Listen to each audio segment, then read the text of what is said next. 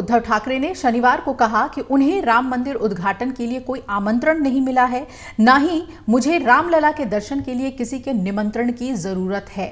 उन्होंने कहा कि जब चाहूंगा अयोध्या जाऊंगा।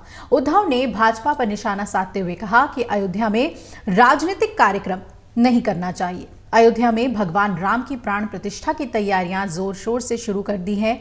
कार्यक्रम में श्री राम मंदिर ट्रस्ट ने कई राजनीतिक पार्टियों के नेताओं को न्योता नहीं दिया है, जिसमें उद्धव ठाकरे भी शामिल हैं। ठाकरे ने कहा कि राम मंदिर के निर्माण में सभी का योगदान है। पार्टी की तरफ से हमने भी समर्पण निधि दी है। वहीं उप मुख्यमंत्री देवेंद्र फडणवीस ने कहा कि बाबरी विध्वंस के समय शिवसेना कहीं नहीं थी।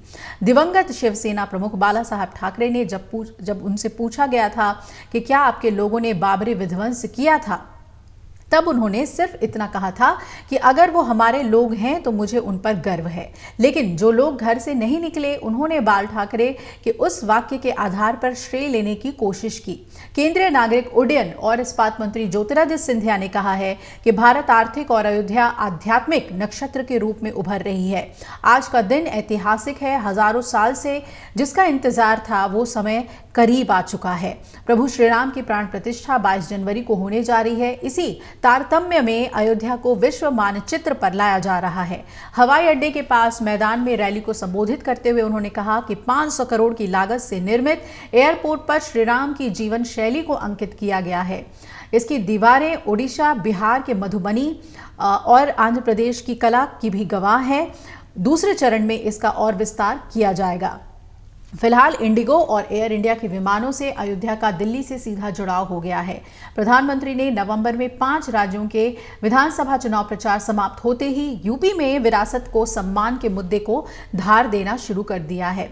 28 नवंबर को मथुरा में मीराबाई के जयंती समारोह में उन्होंने कहा था कि जल्द ही मथुरा में भी श्री कृष्ण जन्मभूमि के दिव्य और भव्य दर्शन होंगे। उसके बाद पीएम ने 17 दिसंबर को वाराणसी में काशी तमिल संगमम में शिरकत की और शनिवार को अयोध्या में एयरपोर्ट के लोकार्पण के बाद रोड शो कर राष्ट्रवाद के एजेंडे को धार भी दी। अब मोदी ने 32 दिन में यूपी में तीसरा बड़ा दौरा किया है और राजनीतिक विश्लेषकों का मानना है कि मोदी ने विकास और विरासत को सम्मान के जरिए यूपी में लोकसभा चुनाव में मिशन 80 को पूरा करने की कवायद शुरू कर दी है और उसी कड़ी में ये सब हो रहा है। अयोध्या में पुनर्विकसित रेलवे स्टेशन और नवनिर्मित हवाई अड्डे का कल शुभारंभ हो गया। उद्घाटन किए जाने के बाद कांग्रेस नेता राशिद अल्वी ने भी निशाना साधा। उन्होंने एएनआई से बात करते हुए कहा कि पीएम मोदी पर विकास करने की बजाय 2024 की तैयारी के लिए ऐसे कार्यक्रमों को करने का आरोप लगाया।